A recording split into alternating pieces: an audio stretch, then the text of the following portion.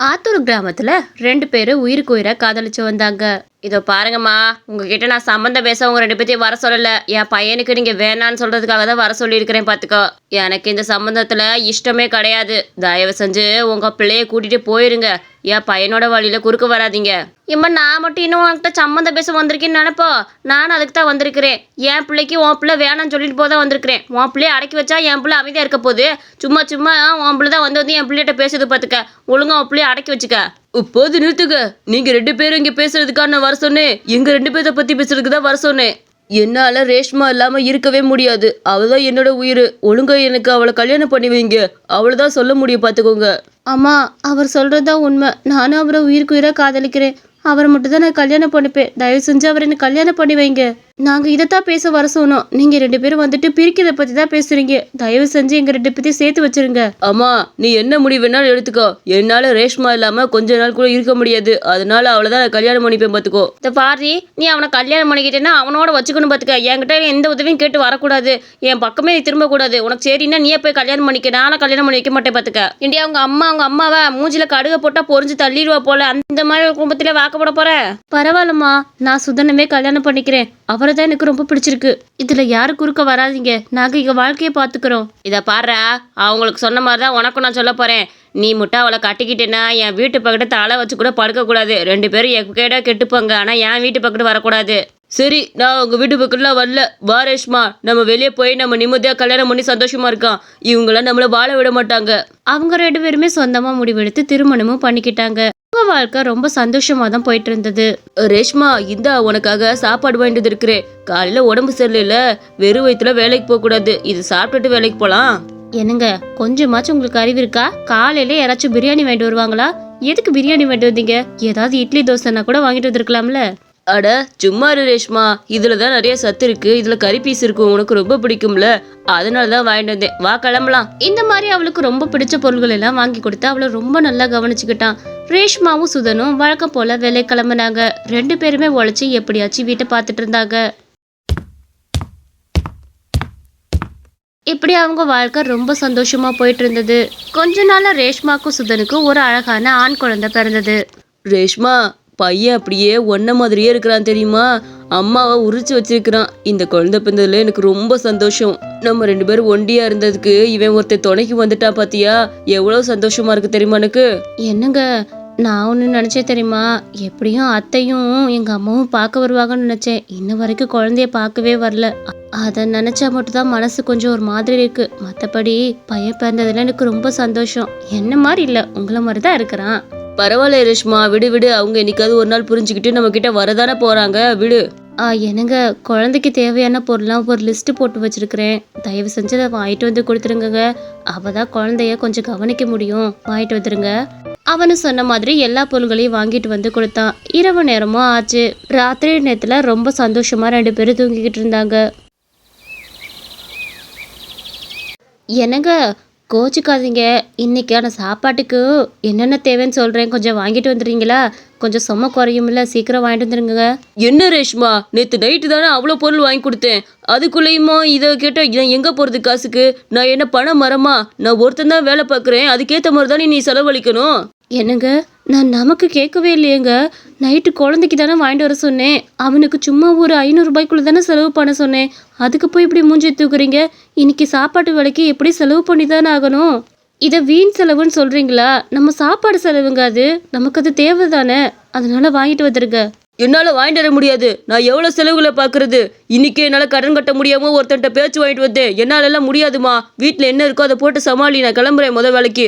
ச்சே, என்ன உயிர் எடுக்கிற நீ, காசு காசுன்னு. என்னங்க இந்த மாதிரிலாம் பேசுறீங்க? நம்ம நல்லதுக்கு தானே சொன்னேன். நம்ம நல்லா சாப்பிடணும்னா பொருள்களும் வாங்கி போட்டு தானே செய்யணும். அதுக்காக நம்ம சாப்பிடாமவே இருக்க முடியும்? சாப்பாடு சாப்பாடு சாப்பாடு, எந்த நேரம் பார்த்தாலும் சாப்பாடு. வீட்டில் உட்காந்துருக்க உனக்கு சாப்பாடை பற்றி மட்டும் தான் யோசனை இருக்கும். என்னைய மாதிரி வேலைக்கு போகிறவனுக்கு தான் எல்லாத்தோட யோசனையும் இருக்கும் பார்த்துக்க. நீ என்ன வீட்டில் வெட்டியா உட்காந்துட்டு சாப்பிட்ற, அதனால அப்படிதான் பேசுவ. அந்த மாதிரி கோச்சிட்டு அவன் வெளியே போனான். என்ன ஒரு இந்த மாதிரிலாம் பேசுறாரு? எனக்கும் இப்பெல்லாம் பேசவே மாட்டாரு. இந்த மாதிரி பேசிட்டு போறது நினைச்ச வருத்தமா இருக்கு.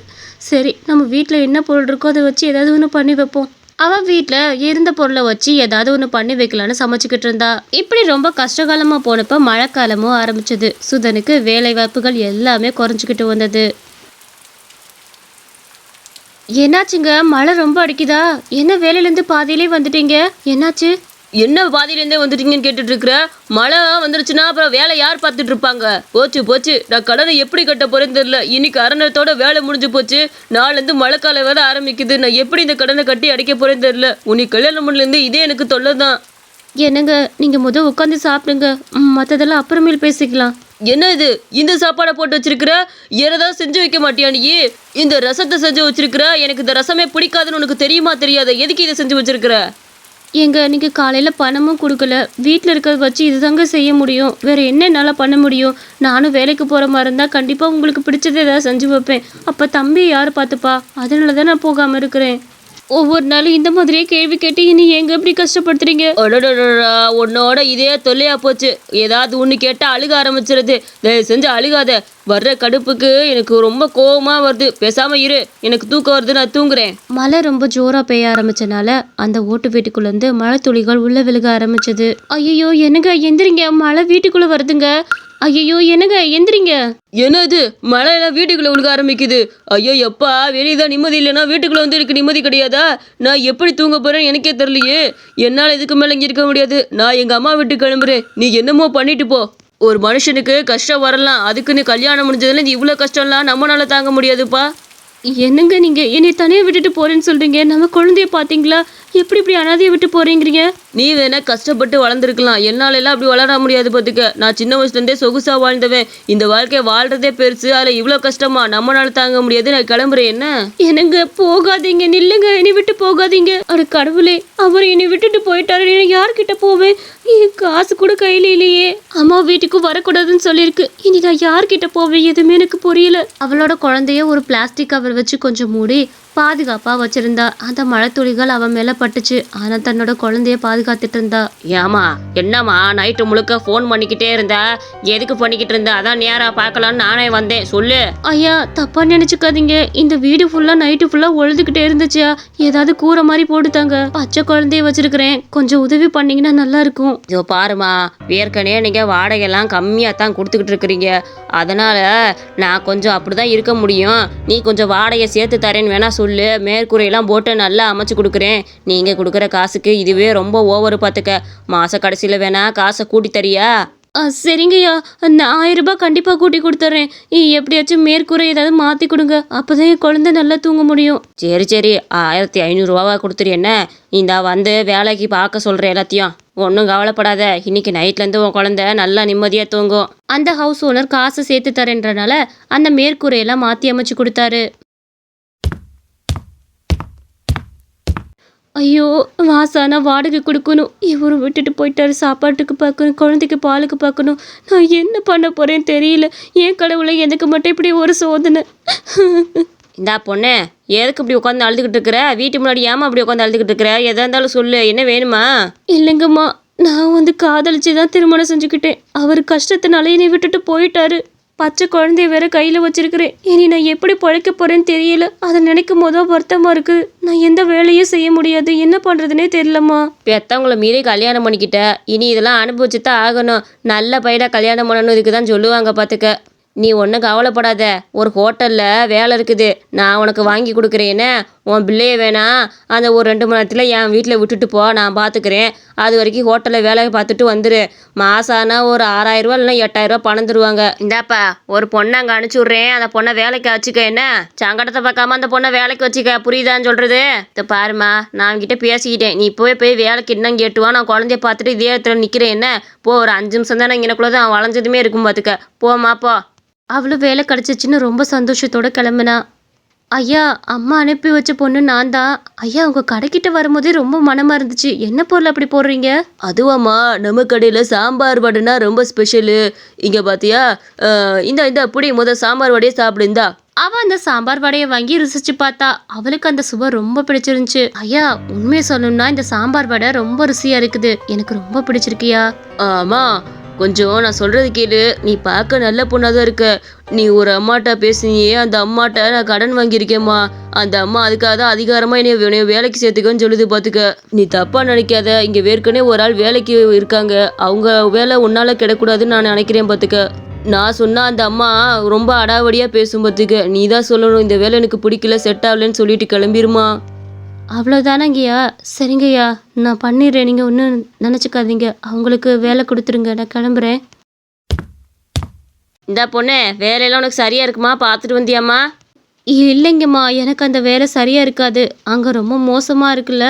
பாத்திரம்லாம் கழுவணும், இலையெல்லாம் எடுத்து வைக்கணும். இந்த வேலையெல்லாம் எனக்கு பிடிக்காதுமா. அதனால வேற யாரையாவது வச்சு பார்த்து கொண்டு வந்துட்டேம்மா. அப்படியா? சரி சரி, இதுக்கப்புறம் உன்னோட இஷ்டம்மா. ஒரு நல்ல வாய்ப்பை உருவாக்கி கொடுக்கலான்னு நினச்சேன். நீ வேணாங்கிற. இதுக்கு மேலே உன் இஷ்டம். என்னமோ பண்ணிக்க, நான் கிளம்புறேன். என்ன?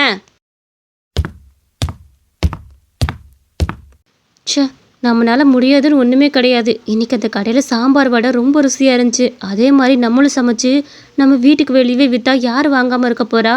அங்கே சாம்பார் வடை 50 ரூபா. ஆனால் நம்ம இங்கே போகிறது 30 ரூபா போட்டால் நம்ம கடையில் வாங்காமே இருக்க போகிறாங்க. கண்டிப்பாக நான் முயற்சி பண்ணுவேன். அவள் ராத்திரியில் நினச்ச மாதிரியே அந்த சாம்பார் வடையும் தயிர் வடையும் போட்டு வித்துட்டு இருந்தா. அவளுக்கு இந்த மாதிரி சமையல்லாம் செய்கிறதுக்கு ரொம்ப பிடிக்கும். சுவையாகவும் செய்வா. ஏமா, இந்த நேரத்தில் சாம்பார் தயிர் வடை போட்டிருக்கிற? ஆகா, இந்த நைட் நேரத்தில் ரொம்ப அருமையாக இருக்குமே. எனக்கு தயிர் வடை கொடுமா. ஆமாங்க்கா, இனிமேல் எப்போவுமே நான் இங்கே தான் கடை போட போகிறேன். உங்களுக்கு வேணும்னா கண்டிப்பாக சூடாக வந்து வாங்கி சாப்பிடுங்க. எனக்கு சாம்பார் வடை வேணும். எனக்கும் 2 சாம்பார் வடை கொடுத்துருமா. ஆஹா, என்ன அரிசி என்ன அரிசி. உன்னோட சாம்பார் வடையோ தயிர் வடையோ 2 வடையுமே ரொம்ப அருமையாக இருக்குது கண்ணு. இதே மாதிரி எப்பவும் போட நாங்கள் தினமும் வந்து வாங்கி சாப்பிட்றோம். அந்த மாதிரி சுவையான பொருட்களை அவள் போட்டனால அவள் கடைக்கு நிறைய பேர் வர ஆரம்பித்தாங்க. இது அவளுக்கு மேலும் மேலும் நன்மையை கொடுத்துச்சு. அடடா, இன்னைக்கு நிறைய சம்பாரிச்சிட்டோம். கடவுளே, நீ கண்ணை திறந்துட்ட. எனக்கு ஒரு வழி பிறக்கும்னு நான் நம்பினேன். அதே மாதிரி பிறக்க ஆரம்பிச்சிருச்சு. இதே மாதிரி என் கூடவே இருப்பா. இதே மாதிரி அவள் கஷ்டப்பட்டு உழைச்சி முன்ன வந்தா. நாளடைவில் அவளுக்கு தேவையான ஒரு பெரிய வீட்டையும் அவ ஒத்திக்கு பிடிச்சா. ஏம்மா ரேஸ்மா, உனே ஊர் பூரா ஒருத்தர் தொலைவிக்கிட்டு இருந்தாரு பார்த்துக்க. நீ இருந்த பத்தியா பழைய வீடு. அங்கே போய் உட்காந்து அழுதுகிட்டு இருந்தாரு. அதான் நான் இங்கே கூட்டிகிட்டு வந்தேன். அவர் யாருன்னு தெரில, உனக்காக தான் அழுதுட்டு இருந்தாரு. கூட்டிகிட்டு வரையிரு. என்னைய பார்க்கவா? யாருக்கா? வர சொல்லுங்க. நீயா? ஏன் மூஞ்சிலே முழிக்காத. இந்த இடத்த விட்டு போறியா இல்லையா? உன் கால் பட்ட என கூட பாவம். நீ எல்லாம் மனுஷனா? கஷ்டத்துல பிள்ளையும் பொண்டாட்டி விட்டுட்டு போன நீ எல்லாம் ஒரு மனுஷனா? முதங்கிது கிளம்பு. ரேஷ்மா, சத்தியமா உன்னை விட்டுட்டு போகணும் போல. அந்த கஷ்டத்தை பார்த்து நான் பயந்துட்டேன் ரேஷ்மா. சத்தியமா வேற ஒண்ணுமே கிடையாது. என் அம்மா வீட்டுக்கு போனப்ப கூட அவங்க என்னை சம்பாதிக்கலன்னு வெளியே விரட்டி விட்டாங்க. 2 நாள் வெளியே பிளாட்ஃபார்ம்ல தான் படுத்திருந்தேன் ரேஷ்மா. அப்போ ஓ நினைப்பு தான் என்ன மனசுல ஓடிட்டே இருந்துச்சு. ஒரு ஆம்பளையா நானே இவ்வளவு கஷ்டப்படுறேன். ஒரு பொண்ணா நீ என்ன பண்ணுவேன்னு யோசிச்சுதான் நான் வந்தேன். எப்படியாச்சும் உன்னை கஷ்டத்துல காப்பாத்தின்னு நினைச்சுதான் திருந்தி தான் வந்தேன் ரேஷ்மா. சத்தியமா சொல்றேன், எங்க அம்மா கூட கேட்டுப்பாரு. நீ என்ன சொன்னாலும் உனக்கு மன்னிப்பே கிடையாதியா? நீ எல்லாம் மனுஷனா? நான் உன்னை எவ்வளோ நம்பி வந்தேன். மற்றவங்களை கூட தூக்கி எறிஞ்சிட்டு உனக்காக வந்தேன். ஆனால் நீ என்னைய விட்டுட்டு போயிட்ட கஷ்டத்தில். என்னைய கூட விடு. இந்த குழந்தை பச்சை குழந்தை. இந்த குழந்தைய விட்டுட்டு போக உனக்கு எப்படி மனசு வந்தது? ரேஷ்மா, விடுமா. அவர் தான் திருந்தி வந்துட்டேன்னு சொல்கிறார்ல. குழந்தைக்காக தான் அவரை ஏற்றுக்கிட்டு தானே ஆகணும். பாவம்மா, ஏதோ தெரிஞ்சோ தெரியாமையோ தப்பு பண்ணிட்டாரு. இனிமேல் அந்த தப்பை பண்ண மாட்டாரு. திருந்தி தானே வந்திருக்கிறாரு.